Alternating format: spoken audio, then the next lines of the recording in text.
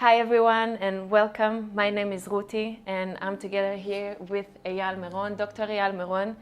We're going to have an interview today about Israel and everything that happens. Eyal Miron, would you introduce yourself please? Hello Ruti, thank you for having me. Well, I'm basically a historian and I specialize on the history and archaeology of the land of Israel. I actually taught that at the Bar-Ilan University until a couple of years ago. I teach at tour guide courses and I also edit and write books here and there about the history of the land. Yeah. So I was Eyal Miron's student and today I decided to interview him to bring the truth about Israel. So my first question will be, could you please explain to us a little bit about Israel in general, history, borders, where we are on the map, and what is the connection of the Jewish people with this land? Well, this is a very simple topic, obviously, and we can do it in, I guess, 2 or 3 days. Oh, yeah. But I'll try to squeeze it in and make it simple as much as possible. I ask for the forgiveness of those of you amongst the audience who already know the basic information about the land of Israel. I assume that there are those who do not, and therefore I perhaps would elaborate on some basic issues that others probably know about. Yes. Firstly, when we speak about the state of Israel, the state of Israel is located in the land of Israel. Yeah. So it's a narrower term, and it refers to the state that was established in 1948 in the land of Israel. But the land of Israel, or the Holy Land as it is also known, or the Promised Land, is actually a much broader term referring to the area which is today roughly in the territory of the State of Israel and beyond that. That is the Transjordan area, the area beyond the Jordan River, the Jordan River mentioned in the Bible. Yes. The area to the north, which is the part of it is Lebanon today, and the area to the south, which is the region of the Sinai desert on the border of Egypt. Today, the State of Israel is surrounded by several Arab Muslim states. Yes. Several states, one of them in the north is Lebanon, another is Syria. In the east, it's the Kingdom of Jordan, and in the south, as I said earlier, it's the state of Egypt. So Israel is basically bordered by Arab states, and in the west, it's the Mediterranean Sea. Yeah. It's a tiny state. Very it's a tiny land, but yeah. it's also a tiny state. Just for the sake of comparison, it's around 22,000 square kilometers, which is, I guess, roughly 1/3 of the size of Portugal. Wow. Perhaps Brazil is 400 times bigger than the State of Israel. So we're really a tiny place. But Tiny dot on the map. a tiny dot on the map, but Yeah. size doesn't matter, Yeah. as they usually say. And in this case, it is indeed the case. Because the land of Israel is the birthplace of two world monotheistic religions. The biggest religion in the world is Christianity. It was born in the land of Israel. Yes. Judaism, which was created according to the Bible in the time of Abraham, Isaac, Jacob, then the exodus from Egypt of the tribes of Israel. Eventually, they all got here to the land of Israel. Because this is the promised land that God promised to Abraham, Isaac, and Jacob. Indeed, and you can read about that in the book of Genesis and later in the following books of the Bible, telling the story of the formation of the people of Israel. So the original story, according to the Bible, is that we go back around 300 and 200 years ago with the exodus of the people of Israel from Egypt to the land of Israel, where they establish the first ever kingdom or state in history in the land of Israel. The land of Israel, by the way, in those days was also known as Canaan or Canaan. That's another term that we find in the Bible. And the first kingdom ever to be established here is the kingdom of David and Solomon. Mm-hmm. That is also a watershed line in the history of the land, because at that point in time, Jerusalem is chosen as the capital of Israel. For the first time, it is the capital of any state. It's beautiful. It is also the time when Jerusalem becomes the most holy site in the world for the Israelite people, because this is where the temple is built by Solomon, the son of David. So in David and Solomon's times, Jerusalem becomes a holy city for the first time in its history. Now that action actually determines, till this day, the history of the entire land. Yeah, it's Without true. it, Jerusalem, the land of Israel, would be worthless, just like any archaeological site in the world. Yeah. That changed history. Spirituality and politics. Yes. The capital, but also the spiritual center of the people of Israel. So that is the earliest phase, and this is the time of the prophets. You've all heard, of course, about Isaiah, Yeshayahu, the prophet, Jeremiah, Yirmiyahu, the prophet, and many other prophets. This is the time of the kings. Yeah. David, Solomon, Hezekiah, Chizkiyahu, Josiah, Yoshiyahu, and the last king of Judah, King Tzidkiyahu. So this is the earliest biblical kingdom ever established in this land, and it is a formative era in the history of the Holy Land. Yeah. After that period, the kingdom of the Jews is destroyed by the Babylonians, Nebuchadnezzar. It's also in the Bible. We read about that. We have extra biblical sources from outside the Bible that tell the same story. Jerusalem is destroyed, the temple is destroyed, the Jews are exiled. But following the prophecies, several decades later, in the year 538 BC, Jerusalem revives. 70 years of captivity. 70 years of captivity, of exile, and suddenly the temple in 516, indeed, 70 years later after the destruction, is rebuilt. This is the period of the return to Zion. Yeah. Mind you, this is the first period of the return to Zion, because the people of Israel come back for the first time to establish their state in the Holy Land. Yes. That will happen again 2,500 years later in 1948, when the people of Israel will come back to the land and establish the state of Israel. So that is the original phase. Later, in the Second Temple period, we were controlled by Persians, by Greeks, by Romans, but there were Jews here.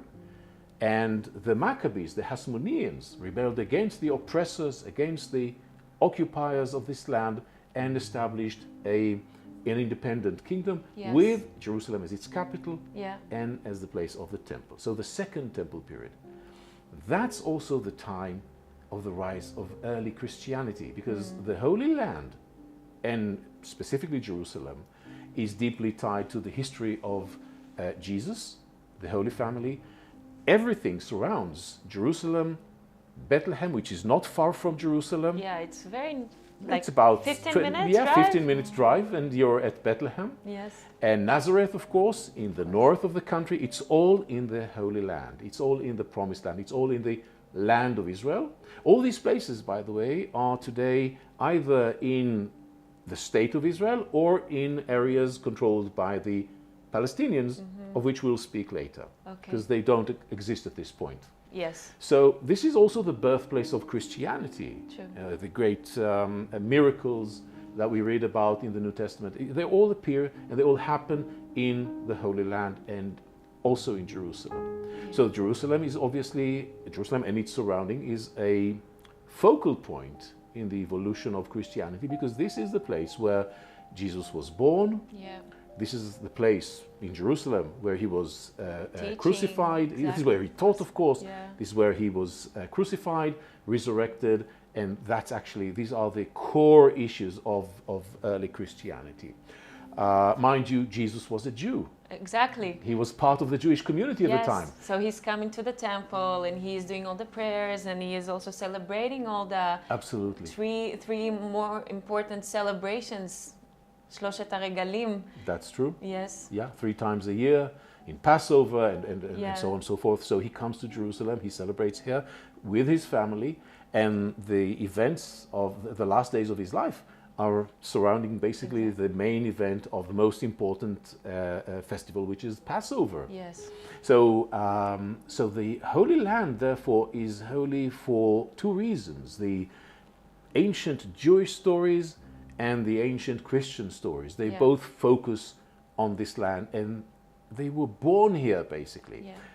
Unlike, and we'll discuss this later, unlike Islam, which also holds Jerusalem as a holy city, but it's a totally different perspective, as Islam was not born in the Holy Land. Islam has nothing to do with the Holy Land. Islam was born in a faraway place called today the Arabian Peninsula, where Arabic states are such as the Yemen and the Saudi Arabia and so on. We'll discuss this later because this is out of the topic at the moment. Other questions? So basically the history of the first and second temples is crucial to the understanding of the Middle East today. Later, after the destruction of the second temple, an issue which is prophesied, by the way, in the Bible several times, the Romans destroy the temple, Jerusalem is burnt, and following that there is a series of occupations by empires, different empires, starting with the Romans, and I won't go into the details and the dates, but generally Romans, the Byzantines, who are basically Romans who were Christianized. Christians, exactly. Exactly. And around the year, well, exactly in the year 638, and that's relevant to our topic, Jerusalem is occupied by the Muslims. So the Muslims appear in the 7th century, not here, and they occupy the Holy Land as part of the expansion of the empire that they created. Following the Islamic period, we have also the Crusaders, who are Christians coming from Europe. Yes. They established a little kingdom here, which lasted for 200 years. Yeah. It's a relatively significant period of time. And then the Muslims came back and took over the land. So we have people like the Ayyubids and Mamelukes. We don't have to remember those names, but in general, it's an Islamic rule. And then came the Turks, which are quite relevant to our story. We'll discuss the Turks later. In this period, we don't call them Turks. They come from Turkey. So we don't call them Turks, we call them Ottomans. It's a certain family, it's the name of a certain dynasty. And the Turks controlled this country for 400 years. Wow. Until the beginning of the 20th century, which isn't too far. Yeah. So not long time ago. Definitely. And in 1917, 1918, the country was taken over by the British, by the Western Christian forces, and the period that we call the Mandate period begins. Mandate basically means a license, a permit given by the League of Nations at the time. That's the assembly of the world nations, to the British to control the land to the benefit of its people. And the idea was that at some point the British will leave and allow the local people, Arabs, Muslims, Christians, Jews, to establish their own identity, their own country. That was the ideal, but it didn't really happen this way, as we shall see later. And then, of course, wars begin immediately following the British. Once the British rule was ended in 1948, war begins between the Jews and the Arabs. That war was actually imposed on the Jews because the Arabs attacked, and we'll talk about that later.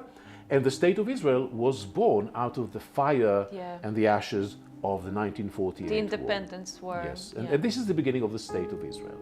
So this is a brief introduction to the history. What we do in 2 years of studying in the university, you did for us in 10 minutes. Absolutely. So you mentioned the name Canaan, the land of Israel, the promised land. But what about Palestine? The name Palestine for this land, territory that many people are asking, oh, Palestine. Where does it come from? Where does it come from? Well, it's a very interesting issue here because it involves politics today, but also in the past, in antiquity, which is the amazing thing. And this is the most important part that I wanted you to mention. Okay, so let me elaborate on that a little bit. The name Palestina, or Palestine, is first mentioned 2,500 years ago in what we call the Second Temple period. But it is not used by local people. It is used by Greek historians. Greece is another country, another state. They have nothing to do with us, but they had geographers and historians who studied the world. And when they refer to the Holy Land, or to what we call the land of Israel, according to the Bible, one of them, whose name is Herodotus, mentions that the southern area, the southern coastal plain of the Holy Land, okay, on the shores of the Mediterranean Sea, that area is named Palestina. Where did that name come from? Well, it came from the identity of its ancient inhabitants who do not exist any longer. They disappeared from the realm of our historical discussion, and they're called the Philistines or Plishtim. In the Bible, in Hebrew, it's Plishtim. Now, there were many nations in Canaan, in the land of Israel, in the biblical period. There were the Philistines, there were the Israelites, there were the Moabites, the Ammonites, the Arameans. All of them disappeared. They left no trace. They were assimilated in other nations. None of them exist today. Neither do the Plishtim, or the Philistines. But as the Plishtim, the Philistines, lived in the southern coastal plain, the geographical name given to that place is Palestina, the place of the Philistines. Okay? So it is a geographical term referring only to a tiny section of what we call the land of Israel. It was never used as a name of the entire country. Time went by, and in the 2nd century, that's almost 2,000 years ago, 1,800 years ago, the Holy Land, the land of Israel, was occupied by the Romans. And the Jews, who were still living here, even after the destruction of the temple, they never left the country, all of them, some of them always lived here. The Jews rebelled against the Romans. After the big rebellion, they still had a hope. Yes, they had hope. They had hope because the prophets speak about the resurrection of the people of Israel, of the judgment day, of the coming of the Messiah. Jews always expected for the redemption, so they did not lose hope. So they rebelled several times against the Romans, and an emperor named Hadrian decided to punish the Jews. How? By doing 3 things. He took Jerusalem, which used to be the capital and the holiest site for Judaism, and turned it into a pagan city. Wow. With temples dedicated to idols, to Jupiter, the head of the Roman gods, to Venus, his daughter, the goddess of love and beauty, and so on and so forth. They turned Jerusalem into a pagan city. Wow. To eradicate, to erase its original Jewish identity. That was roots, one thing. The Jewish roots. Definitely. The Jewish roots were to be eradicated. Wow. He believed, I think he realized, I think he was a wise man, he realized that the source of the Jewish stubbornness, their insistence to rebel time and again, is the spiritual source. the belief. Yeah. And Jerusalem played a major role in Jewish belief. It was the house of God. Exactly. And therefore, if you destroy that, you basically destroy the heart of Judaism. Yeah. Obviously, history shows that he was wrong, but at that time it sounded reasonable.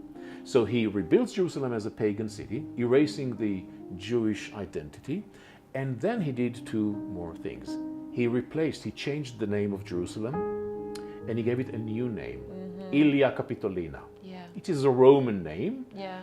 including the part Capitolina refers to the Capitoline Hill Yeah. in Rome, which is Rome in Italy, which is a center of the pagan cult. Yeah. So he gave it a pagan name. And the third thing he did, he renamed the country, but not the entire country. The central region of the land of, what we call the land of Israel, was called at that time Judea. Why Judea? It comes from the name of the tribe of Judah, the tribe of King David. Yeah. So he renamed it, instead of Judea, he renamed it Palestina. Wow. After the name of the forgotten Philistines from the Bible. Yes. A name that was actually a geographical name, referring to a very small area in the country, became the name of the region. Wow. Instead of Judea. That was, again, an attempt to commemorate the pagans. The Bible hates the Philistines. They are the enemies King of David, God. he was fighting against the Philistines. Exactly. Wow. King David and later kings also fought against the Philistines. The Philistines in the Bible are not just any enemy. They epitomize the enemies of God. And we all remember the story about the tabernacle, the Jewish tabernacle taken by the Philistines to Philistia. And then in the morning they wake up and they see the statue, the god, fallen down and broken. Yeah. It's a personal war between the God of Israel and the pagans. Yeah. And the Philistines therefore epitomize the negative, the evil side of paganism. And for Hadrian, this is great, because that's exactly what he wants. So he knew the history, he knew how to tease the Jewish people and how to humiliate them. I believe that was definitely an attempt to humiliate the Jews. I do believe that even if he himself didn't read the Bible, I'm sure he had educated scholars in his court who could tell him something about what the Jews believe. And he definitely intentionally chose the Philistines, who epitomized the Jewish faith's enemies, and renamed the central region, not the entire country, but the central region after the Philistines. So that's the first time ever in history that we hear the name Palestina or Palestine as a political entity. Yeah. Okay? And the interesting bit is that it really stuck. He was extremely successful in this respect because the name Palestina stuck, and we find it is preserved later under the Byzantines, who preserved the name Palestina, and later by the Muslims, who preserved the name Palestina, referring to the central region again, and by later occupiers. So Palestina is the name used only by the occupiers of the country, not by the indigenous inhabitants, not by the Jews. Yeah. They still used the name or the term land of Israel, Eretz Israel in Hebrew. So this is in short, I know it wasn't really short, but relatively short explanation regarding the origin of the name Palestina, which is used by modern Muslims in the Holy Land as their title, as the name of their nation, Palestinians. They claim that they are the descendants of the Plishtim, the biblical inhabitants of the land. Okay, so just to make clear for our audience that are listening to us, Philistines from the Bible, there is no connection with Palestine today, this day. It's not the same people, it's not the same nation. I'd like to be very clear about that, and this is an important point I'd like to stress with our audience. Philistines is a biblical term, Plishtim. Yes. It's a gone nation. They're gone now. They do not exist anymore. Just like any other biblical nation except for the Jews. Yeah. The name Palestinians today was adopted by the local Muslims of the Holy Land because they had a political reason for that. They wanted to establish their identity, which is a totally modern identity emerging in the end of the 19th century and the beginning of the 20th century. They wanted to establish it as an old, indigenous, authentic identity. I got it. Okay, this is a political move which unfortunately is very successful, but it has definitely no basis in the historical documents. So I understand that the modern Palestinians, they don't have any connection with the Plishtim that you were explaining. So where did they came from? Exactly, that's the point. They have no connection, and so therefore we need to ask where the people calling themselves Palestinians come from. And actually, I'd say that the people called Palestinians today have three different origins. Basically, we're talking mainly about Muslims who live in the Holy Land. Okay, I'd like to be more accurate. There are Christians who also call themselves Palestinians, but they're the minority, and this is not what we're talking about. I'm talking about mainly about the Muslims who live in the Holy Land, and they call themselves Palestinians. Where did they come from? Are they part of a nation? Are they people, or is it something else? And indeed, they have three different sources. The one part, or one component in the so-called Palestinian identity are the Muslims who came to the Holy Land as occupiers, as conquerors in the 7th century, 1,300 years ago. The Muslims occupied. It was an empire of Muslims, and they occupied the Holy Land.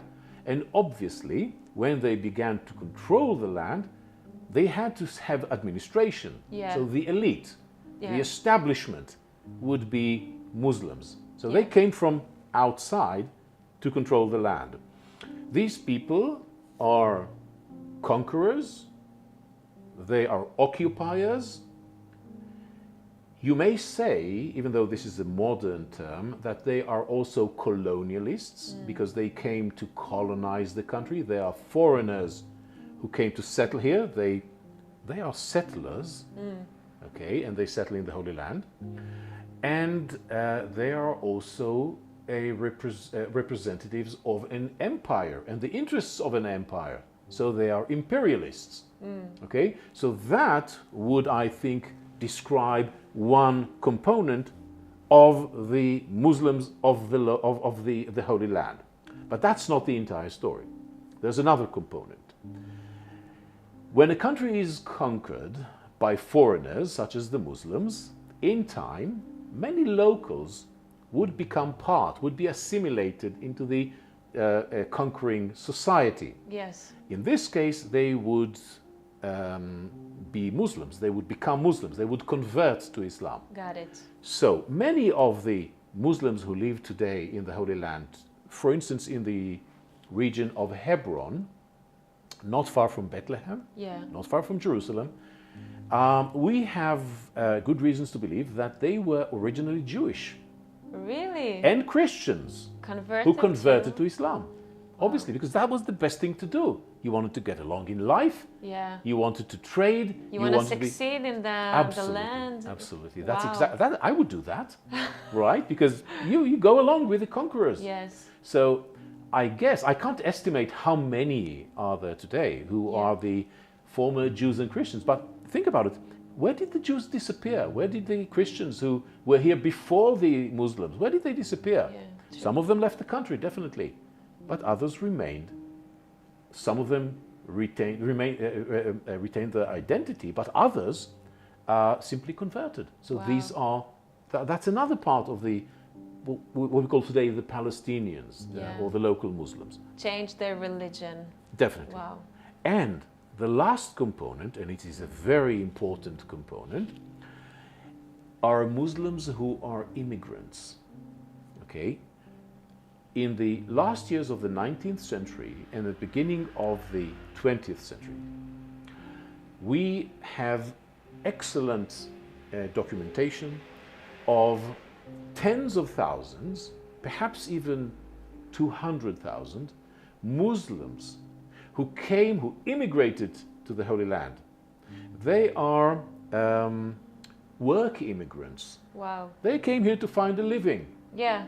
And they come from Egypt, around 100,000 Egyptians. Wow. And we have many coming from Syria, from the Transjordan, from the Sinai region. All these areas surround the Holy Land. Yes. From Lebanon, of course, in the Yes. north. And they settle here. Others moved from here to other countries. But this is a very dynamic world. Yeah. And many of the... So people come and go. Definitely. So these people are basically immigrants. So that's the last, third component of the Palestinians. So one cannot really speak about Palestinians as a nation. Mm-hmm. They were not really a nation. They are Muslims who live in the Holy Land, coming from different places in recent decades, in the recent, say, 100 years or so. And others are locals, Christians and Jews who converted. Others are invaders from the Arabian Peninsula, the original group. There's nothing really common to them, except for the fact that they are Muslims. Yeah. But yes, in Pakistan, they're also Muslims. Yes. In Turkey, in Iran, these are names of Muslim countries. They're Muslims, fine. They do not have the same heritage as the people living in here. So what is unique in the people living here, in these Muslims, in the so-called Palestinians? Well, I've searched and I can't really answer the question. Nothing. The fact is that we're talking about a mishmash, a mixture of different people belonging to different tribes, different origins, different clans. And there's actually great animosity between many of them. Mm. But suddenly, in the 20th century, they adopted this new identity of Palestinians. So it's a political evolution that took place quite recently. Wow. Let me take you to the Ottoman period. Mm-hmm. We know that the Jewish people, they are starting to go back, coming back to the land. Aliyah, they're making Aliyah. Could you please speak about that, explain about that this time? Yes. I'll start with saying that it is a common mistake, a myth, that the Jews began to return to the land of Israel or to Zion in the late Ottoman period. When we say the late Ottoman period, we basically refer to the 19th century. Yes. Yes, indeed, there were many Jews who returned to Zion in the 19th century. Yeah. But that's no exception, actually. The Jews, firstly, I'd like to stress that the Jews always lived in the Holy Land, even in very stressful times. Even in times of war, of persecutions, Jews always lived in the Holy Land. In Jerusalem, we have almost a continuous presence of Jews. All the time the Jews were living here in Israel and also in Jerusalem. And the times when we don't find Jews, it's because they were basically butchered by the invaders, such as the Crusaders. When the Crusaders invaded the Holy Land in 1099, that's 900 years ago, they slaughtered almost all of the population in Jerusalem. So for some time we don't have any presence of Jews in Jerusalem, but there's still presence of Jews around Jerusalem, in the Galilee, which is another region, the famous Galilee with the Sea of Galilee. So that's an area where Jews still reside. So there is always presence of Jews. The reason why Jews do not return to Zion is a political reason. The occupiers of the land, the different empires, did not want the Jews to come back. It started with the Byzantines, it continued with the Muslims. There was always concern on behalf of the rulers that the number of the Jews will be under control, not too many Jews. What changed in the second half of the 19th century is the geopolitical situation in the entire world, well, the known world at the time, mainly the Middle East, when the Ottoman Empire, the Turkish Empire, controlling also the Holy Land, became weaker. It was under attack by its enemies, such as the Russians. And as a result, the Ottomans needed help from the Western superpowers. Back then it was France and Britain, not yet the United States. It will become a major power in the 20th century. And of course, once you're helped by the superpowers in the West, you need to give them something back. It's a political bargain. True. And indeed, what happened was that the Ottomans had to allow non-Muslims to freely come to the Holy Land. It was a very difficult and a slow process, but that's exactly what happened. So we see Jews coming from Russia, Jews coming from the eastern parts of the world, and they begin to establish a larger and a growing community in the Holy Land and in Jerusalem. Mind you, Jerusalem always had Jews in it, as I said earlier, but in 1839, we know from the census of the time that there were 10,000 people living inside in the city of Jerusalem. 5,000 of them were Jews. Wow. In 1831, it was the largest community. In 1870, that's 140 years ago, the Jews are 11,000 people out of 20,000 people. So they are bigger. The community is growing. It's growing, and they're bigger than the other communities, all other communities combined. So that's a process that takes place in the 19th century. But many Jews coming to the Holy Land came with an ideology to establish Jewish settlements in the Holy Land. Now, the Holy Land at the time, unlike what we hear in the news by spokesmen of the Muslim extremists or the Palestinians, the Holy Land at the time was relatively empty. I'm not saying it's empty, it was definitely not empty, but relatively empty. Say around the year 1900, there's something like 500,000 people living in the Holy Land. Mind you, this is an area that contains today 10 million people, and it has the capacity of another 10 million. Only 500,000. So you can imagine that not everywhere is inhabited. And the Jews coming to the Holy Land didn't have any problem purchasing lands from people who owned them. Now, who were the people who owned the lands? Who were they? Well, these were not the local farmers, the Palestinians, as now we call them. These are not the local Muslims. These are large, wealthy people from abroad. For instance, there's a section in this country called Emek Israel, the Valley of Jezreel. True. Everybody knows that. Everybody knows that. Valley. And in the Valley of Jezreel, a huge amount of land was actually owned by a Lebanese family called Sursuk. We know their name. We have the deeds. We have the transitions that they made.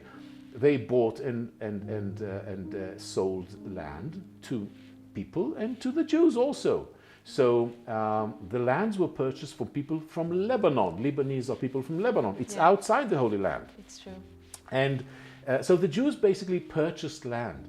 It is a legal action, and they were adamant not to displace the locals, not to take by force. That was a principle that was held as a rule almost throughout the period in the 19th century and the beginning of the 20th century. And in this way, large portions of the Holy Land were purchased by the Jews or by the Zionist movement. When we say Zionists, we mean people who belonged to the movement whose ideology was to bring the Jewish people back to their homeland, Yes. establish them and protect them from persecution, from death, from pogroms Yeah. in the outer world. That already happened at that time. Yeah, It's to well, bring them to a protection place, like a place that they are belonging to, and protect them. definitely, the Jews are refugees. The real refugees in the Holy Land are the Jews. Yeah. They came here because they were persecuted in Arab Islamic states Yeah. and in the Christian world, such as in Russia, True. where there were several pogroms in the end of the 19th century and the beginning of the 20th century. Yeah. So Jews fled because they had no protection. Yeah. Their children were killed, the elderly people, the women, and that was an impossible situation. So the Zionist movement is a movement that stands for relocating the Jews into their homeland, Yeah. to their forefathers' land, to Yeah. the promised land of the prophets. Yeah. And these Jews are poor people, refugees, who try to escape from a dire, a harmful fate in other countries. So that's the beginning of the main phase of settlement of Jews in the 19th century and the 20th century. And the main point I'd like you all to remember is the fact that this is just the culmination of a process that always existed. Jews Yeah. came to the Holy Land always. Yeah. In the medieval period, in the old times, in the new era, they always came to the Holy Land, as long as they were allowed. Yeah. But for the most part, they were not allowed to settle en masse. And that's why the significance, this is why there's so much significance in the settlement of the 19th century and the beginning of the 20th century. So we have the Jews living here, and we have the Arabs that are living here. And during the British mandate, they decide maybe to divide the land and to give the opportunity of establishing states, right? Yes. Once the number of the Jews grew and the Arabs living here, Arabs that is Muslims mainly, Yeah. living in the Holy Land, noticed the demographic change, they were concerned by that. Yeah, true. And as a result, we see a growing number of attacks on the Jewish settlements. And that evolves into several pogroms that took place during the 1920s, 1930s. One famous one was in Jerusalem in 1920, 21. Later in 1929, Yeah. Arabs assaulted the city of Hebron, Yeah. the city of Tzfat in the north. These are horrible stories. Yeah. I've studied this a little bit. I remember you mentioned that in the past, that you saw some images and pictures of Yes, the terror that happened there. absolutely. That was horrendous. It was unbelievably cruel. Yeah. I've published a book about Tzfat, and I was searching for materials about the 1929 terror attack by the Muslims. By the way, the same Muslims who were the neighbors of the Jews at Tzfat. Yeah. The neighbors attacked their own neighbors. Living in the same in the same place. neighborhood, the same place. Yeah, yeah. And one day, everything And explodes. everything explodes, and they attack the Jewish neighborhood. And in one place, I've seen a picture taken by the British. The British were in control at that time Yeah. in this country. There was no state of Israel at that point. Yeah. And in one of the pictures, you can see a woman nailed. She was naked, nailed to the window frame, and burnt alive. It was so horrendous. I could not put it in the book, but there were many other such pictures. Yeah. So these atrocities that we heard about last month Yeah. on October 7th Yeah. are part of a systematic policy of the Palestinians, by the Palestinians in the Holy Land, in an attempt to eradicate, to erase the Jewish presence in the Holy Land. It goes in 1920, as I said, to 1929, 1938, Yeah. 1936 to 1939, 3 years, the Arab revolt, as they call it. there were riots and attacks of Jews and horrible things that the Muslims did, but they did not succeed. Exactly. We are not talking about a state yet. That's right. We're talking about Jewish people, community, and Arabs that are living in the same area. Definitely. And there is attacks happening. Yes. There's no so-called occupation. Yeah. Okay, there's no Jewish state, there's no Jewish power, no army. Yet we see the same phenomenon that we see today. Yeah. So there's nothing new really. The pretext, the excuse may be different, but in actuality what we see is exactly the same. The violence as a tool in politics. They have a political aim and they try to fulfill it using violence. And that situation led the British, as you hinted earlier, to suggest a solution. In 1937, there was a committee, it was the Peel Committee, that was sent in order to try to solve the problem. They believed that the problem is a territorial problem. Okay? Please, guys, sit down, have a table. Yeah, just talk, drink some coffee, everything will be okay. Let us help you. Yeah. Let us divide the country. You, the Jews, you'd have your own part. You, Muslims, you get your own part.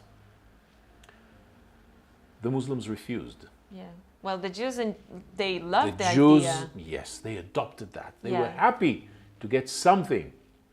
But for the Arabs, it was different. For the Muslims, it was different. Their point was not to have a state, an independent state. That didn't really interest them.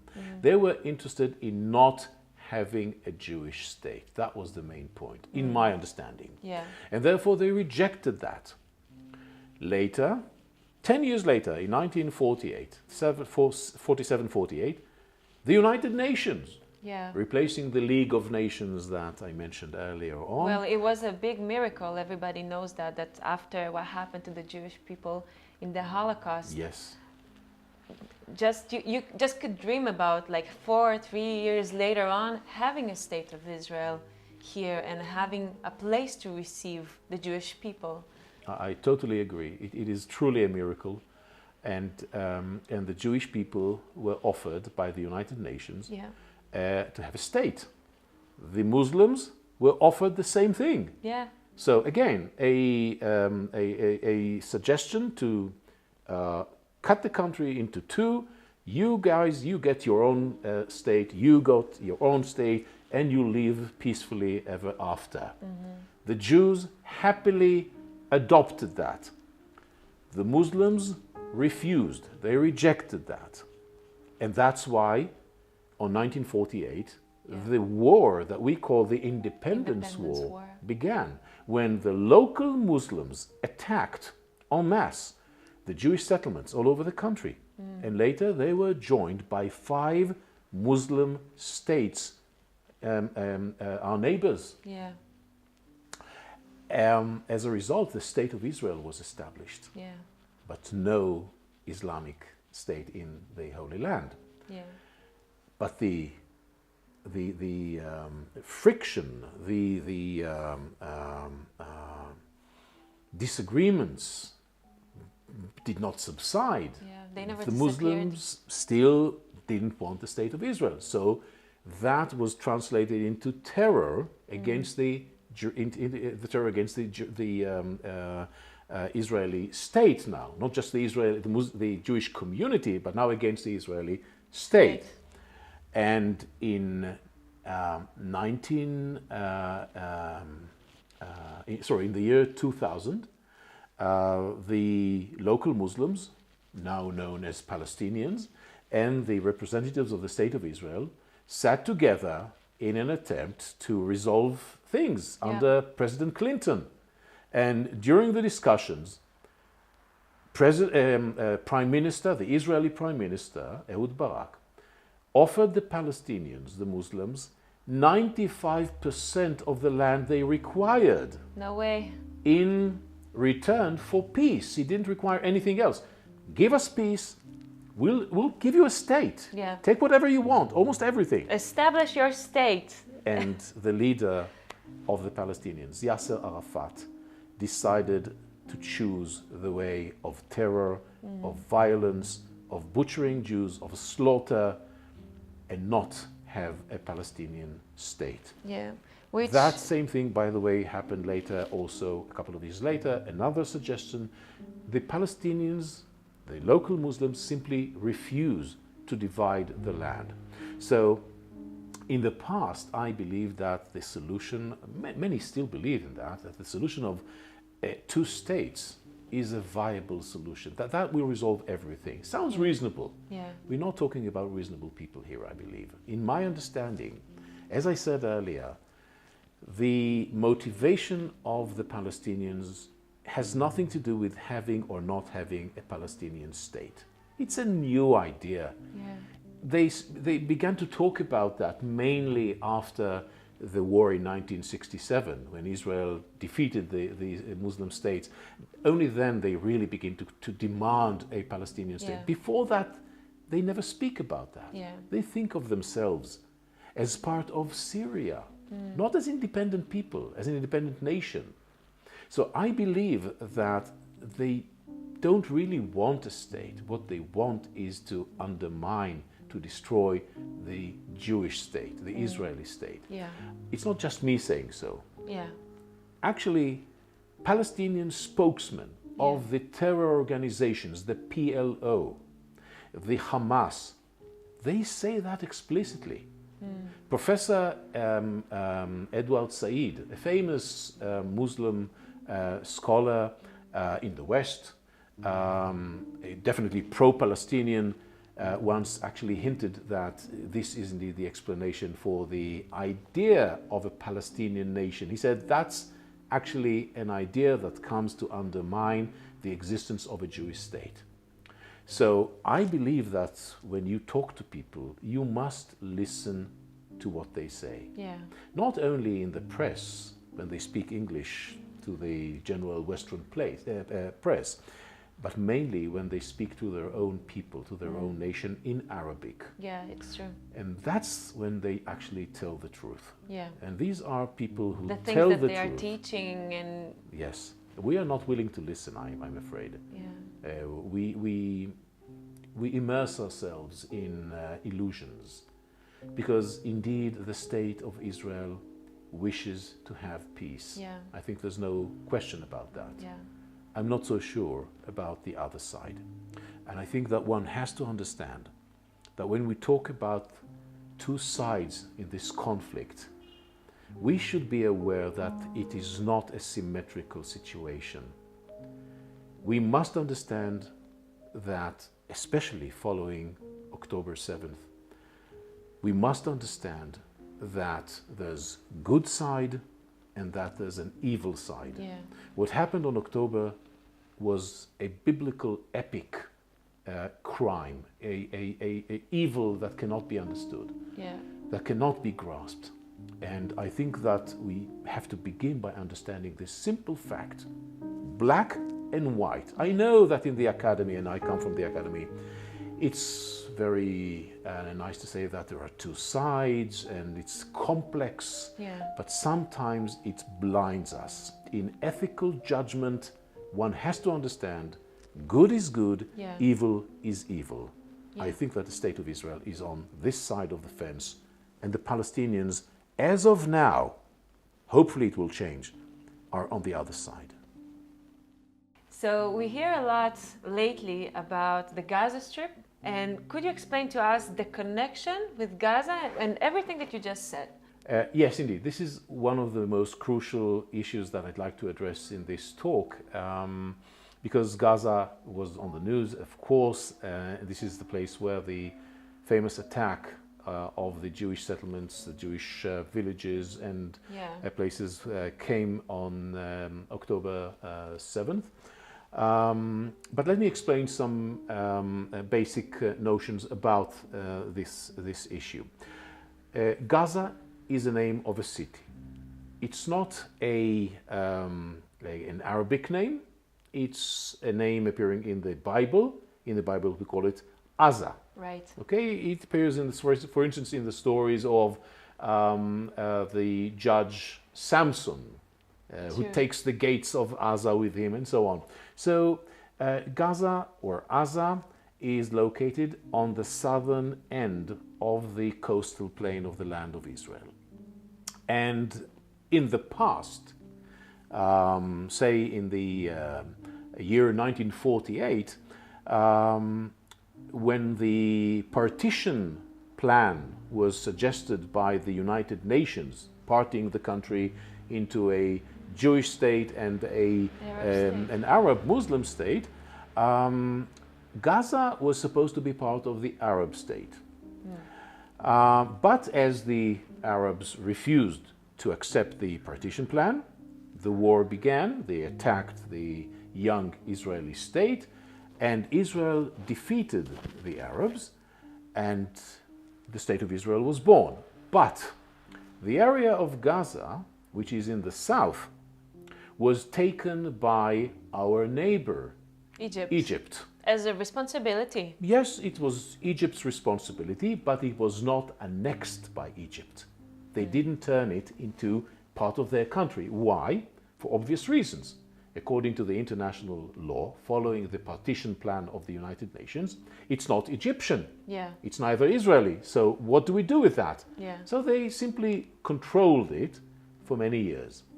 In 1967, everything changed. Yeah, true. The Six-Day War, the miraculous victory of the Israeli army against the Arab armies surrounding us in 6 days, and Gaza Strip was taken by the Israelis. Yeah. So Gaza Strip is, again, it's the region surrounding Gaza, and it is elongated, so we call it the Gaza Strip. It was taken by the Israeli forces. Again, Israel did not annex Gaza. We controlled Gaza for many years. But Gaza, apart from being a city and a region, also became a place where many, many Muslim Palestinian refugees went. So in the end, today we have a population of about 2 million people. Wow. In a very narrow area, about 400 square kilometers. It's not very big. So it's a very dense hub, if I'd say, of Palestinians from all places, many violent organizations. It wasn't a safe place already in the 1970s, the 1980s, and we had some trouble controlling the place. We had also Jews that were living there in the area, right? In 1948 already, there was a Jewish settlement, Kfar Darom, and we had to abandon it. But after 1967, the State of Israel established several villages and settlements around the region of Gaza. And eventually we realized that there's no way we can control Gaza, and we'd better just simply show our goodwill in basically leaving Gaza. It took place within about 20 years. It's a long process, but eventually in 2005, the State of Israel decided to unilaterally disengage from Gaza. Basically, take the Jewish forces, the Israeli forces, outside of Gaza, give the people of Gaza, the Gaza Strip, a kind of an autonomy, self-control, whatever they can do, they can do. The Jewish state, the Israel state already suffered from a lot of terror attack happening from before, exactly. Yes, and we then hope that this will stop them. Yeah, the solution was in 2005, that's it. We're taking our Jewish communities out of there, and we leave for you guys this area. Yeah. If the real reason for the Palestinian violence was the fact that they were occupied, as they always said, fine, we leave. Yeah. No longer occupation. You own your own destiny. You do what you want. Fine. In return, what we got was missiles. Yeah. 2007. Before 2007 already, when the Palestinian Authority, that controls much of the Palestinian territories today, was in control. Already then, there were missiles launched against Israel. So terror continued. In those days, they were not powerful enough. So we thought it's a minor disturbance. Yeah. We thought we can forgive them. Let's not retaliate, Yeah. because we'll make things worse. In 2007, a local Islamic organization known as Hamas, The Hamas. which is a very violent organization. It is inspired, it sees itself as a branch of the Muslim Brotherhood in Egypt. The Hamas organization took over Gaza. Wow. In doing so, they eliminated the colleagues, the representatives of the Palestinian Authority. They took them up on top of the buildings and threw them down. To take control over Gaza. To take control. They could Wow. just, kick them out. Yeah. But no, they thought it would be nicer to actually execute them in a horrible way, just throwing people down from buildings. It just shows who are these people with whom we are dealing. Their atrocities Yes. do not end with Israelis. They also show the same behavior towards their own people. So the Hamas took over. Later there was also a democratic vote, an election, and the Hamas became the ruler of the Gaza Strip. Yes, the administration and the army that they began to build immediately. Wow. The state of Israel did not realize what was growing right before our eyes. We believed that we can tame Hamas. We can make it nicer, more polite, more civilized. How? By supporting Gaza. We believe that the people of Gaza are not to be blamed. So let's support them. Let's build hospitals. Let's give them work. Let's give them medicine. Yeah. Let's give them water, electricity, gas, fuel, whatever. We believe that in supporting them, showing goodwill, improving their life conditions, Yeah. they would have something to lose. And if you have something to lose, maybe you will be less violent. It's true. Unfortunately, in the Middle East, things don't follow the rational rules of our mind, the Western way of seeing things. Unknown to us, the Hamas continued to use the money that was transferred to, are we talking about billions of dollars? Yeah.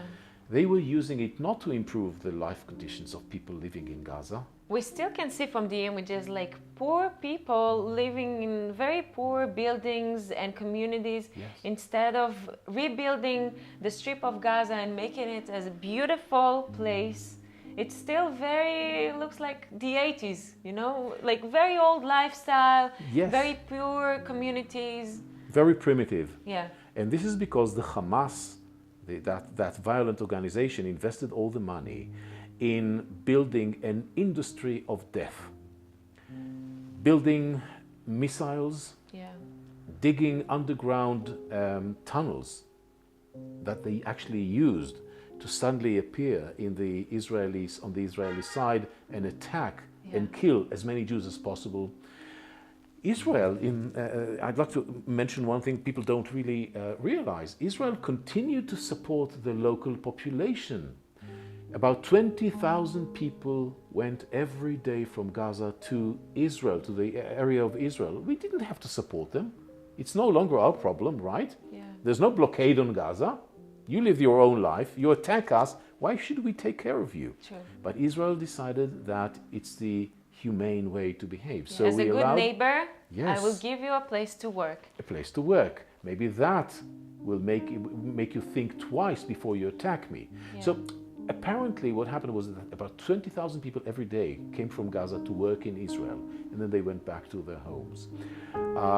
But Hamas, as I said, ignored all that. To them, it's the destruction of Israel. That's the important thing. They were under no occupation at the time. They had the option of taking that money and building a paradise in Gaza. Instead, they turned it into a living hell. Some suggest that the Palestinian population at Gaza, around 2 million people, that they are captives of Hamas. That the Hamas imposes its control, so they're poor people. Actually, a recent poll from the beginning of this year shows that over 60% of the Palestinians in Gaza support Hamas. Wow. So one cannot claim that the Hamas is a brutal, ruthless organization that acts against its population. No, it is supported by its population. And when the atrocities that took place on October 7th this year, when they took place and the Israeli army got into Gaza, we could actually witness, we could actually see what Hamas did all these years. There's an entire underground city of death under Gaza, under hospitals. And this is the situation at the moment. So Gaza became a city of terror, supported by most of its population. I grant, yes, there are those who disagree. I'm sure that there are Palestinians in Gaza who disagree with Hamas and they're afraid to talk. But again, they were elected by the local population. So we are here in a state of war with a city of terror, with a region of terror, which we're trying to eradicate at this moment. So if I understand correctly, it's not just a political conflict, but it's also a religious conflict, right? And Jerusalem is in the middle of it. Yes, the religious aspect is extremely important. I think that, well, unlike many scholars who think that the politics here is at the middle of the issue, at the core of the problem, I believe that religion is extremely important. It is still a very vivid and strong power motivating people, and especially in the Islamic world. It is less powerful, I think, in the Israeli world today because of secularism, also in the Western world. The Islamic world is less secular, and therefore religion, a religion that was formed 1,300 years ago, is still immensely relevant at the hearts of people. So we have to delve a little bit into this, because Jerusalem stands at the core of the religious problem relating with the land of Israel and the current conflict. Now, Jerusalem in Islam appears quite early. And we hear, for instance, that in the time of the Prophet Muhammad is the Prophet of Islam. He is the founder of the new religion. He reported that he had visions of the angel of the Lord who gave him the holy book known as Quran. And at the early stages, Muhammad was actually persecuted in Mecca. So he fled Mecca with his supporters. It was a small community already. And he went to a neighboring city named Al-Madinah. And over there, he established the first real Islamic community. Why did he go to Al-Madinah? Because he thought that the population at Al-Madinah will be more supportive. To his new faith. To his new faith. Because in Mecca, we're talking about pagans. In Al-Madinah, there are 3 Jewish tribes. So he believed that addressing the Jews is a good idea. They're potential clients. They already believe in one God.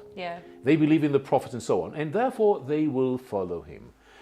So when the Jews ask him, okay, we've heard that you're a prophet. Do you have any commandments? Muhammad reports, yes. Prayer 5 times a day. You guys pray 3 times a day, now it's going to be 5 times a day. 5 times a day, you get a bonus. And the Jews ask, very well, to which direction? And he says, towards Jerusalem. Now this is interesting, because Jerusalem has nothing to do with the Arabian Peninsula, has nothing to do with the history of Islam. It is far away in the land of Israel. Why would Muhammad tell the Jews that the direction of prayer should be Jerusalem?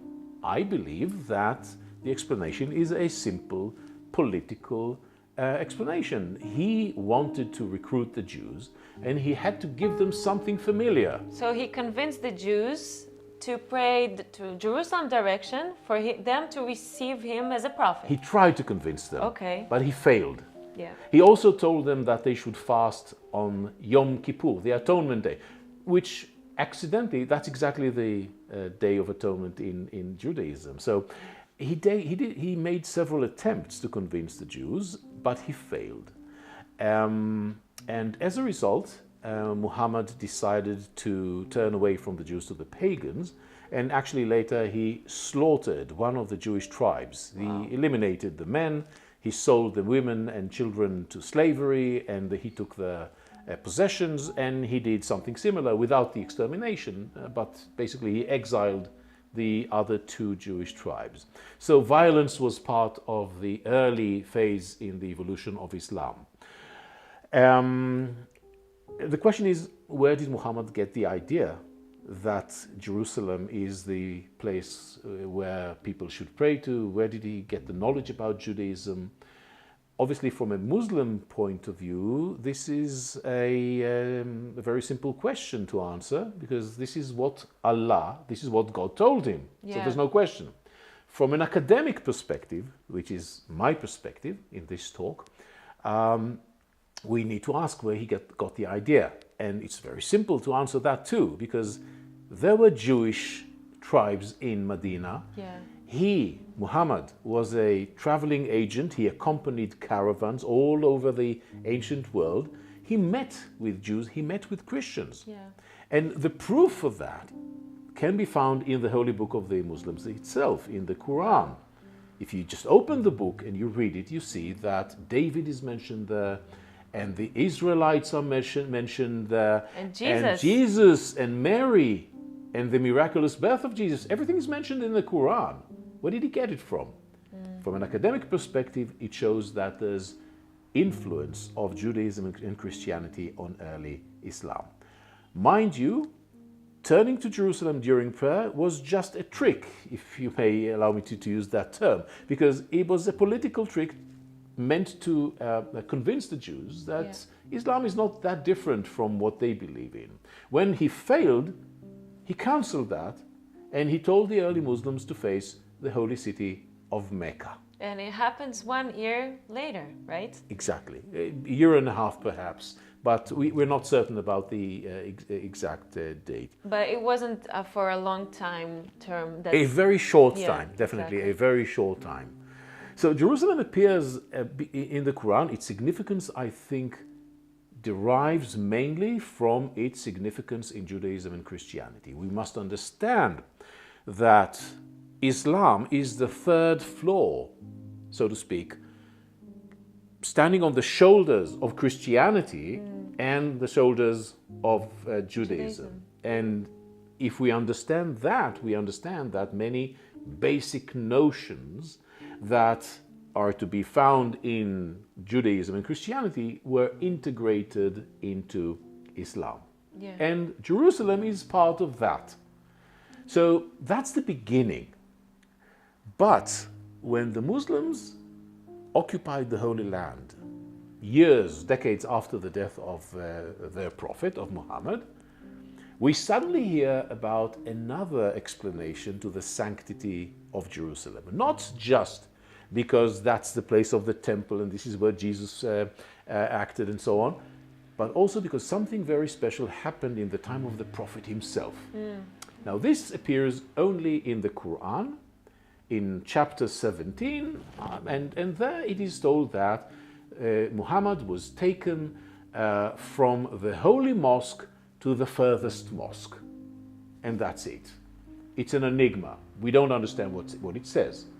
But in the early period of Islam, the rulers of the Muslim world took that story and elaborated on it and basically created a beautiful legend according to which Muhammad was woken up in the middle of the night by Angel Gabriel. And Angel Gabriel tells him to take a ride with a magnificent beast called Al-Burak, looking like a horse with wings of an eagle, face of a woman, and a tail of a peacock. There are different descriptions of this beast. And he rides on it, and eventually gets to Jerusalem. According to the story, he gets to Jerusalem, to the place where the Jewish temple used to be, the Temple Mount. There's nothing there at that moment in time.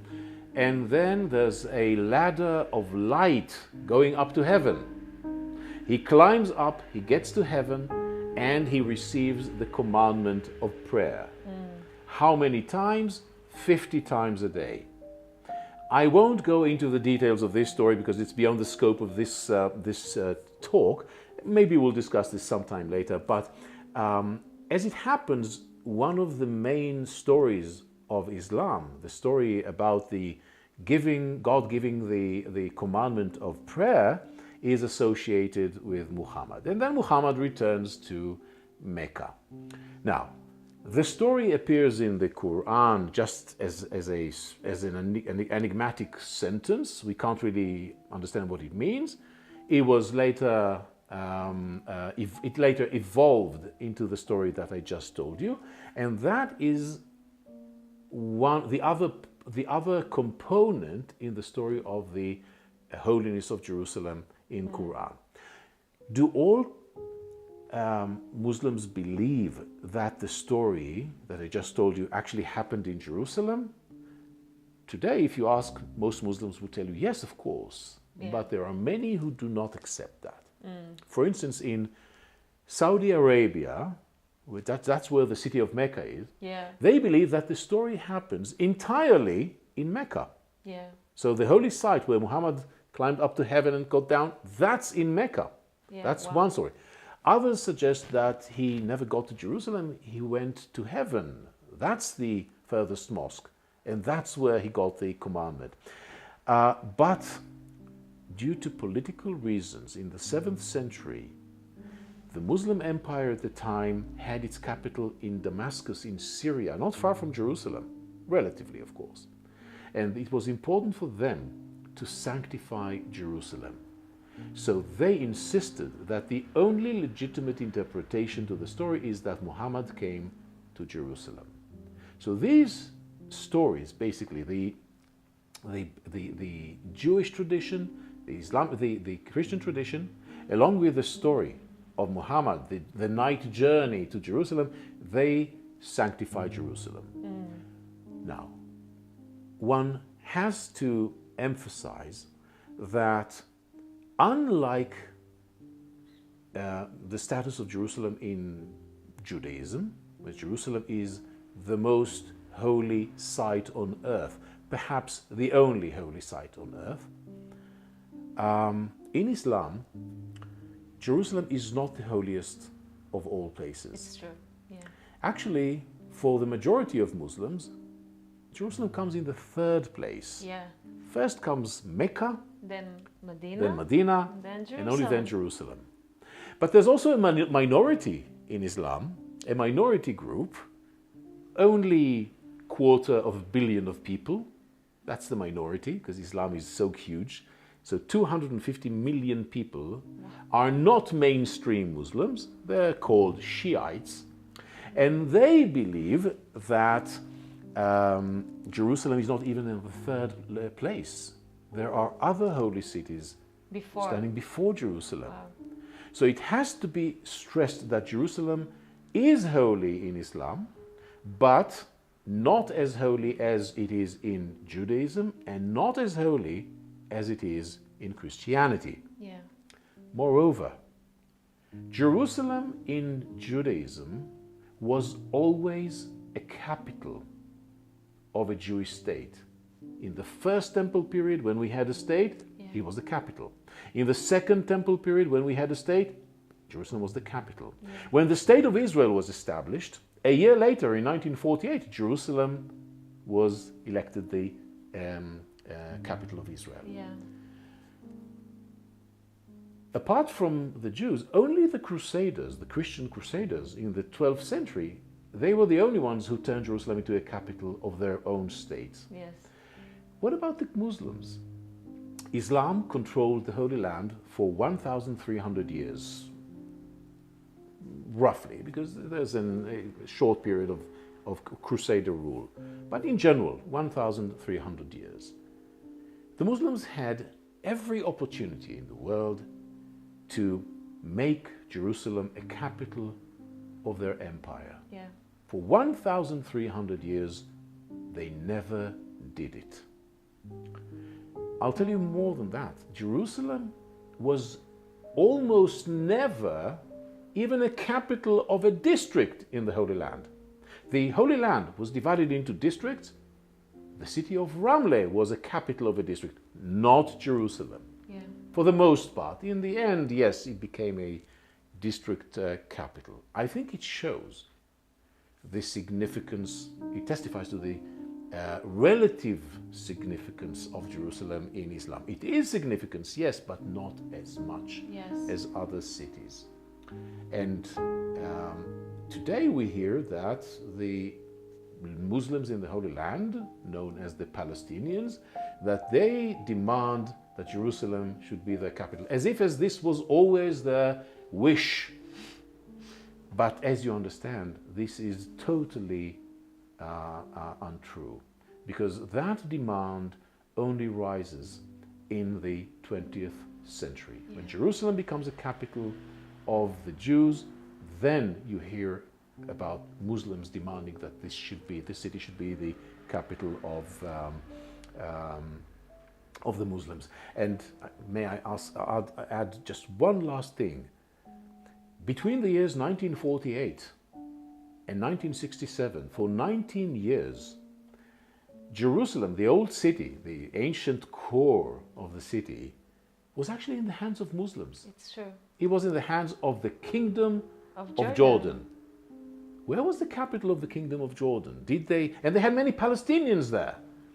Did they make Jerusalem a capital of Jordan? No, the capital was and still is in Amman. So I think that points again to the fact that Jerusalem, yes, is holy in Islam, but its holiness is not as it is in the Jewish tradition or in the Christian tradition, for that matter. Wow. Yeah. Thank you, Eyal, very much. It was wonderful having you.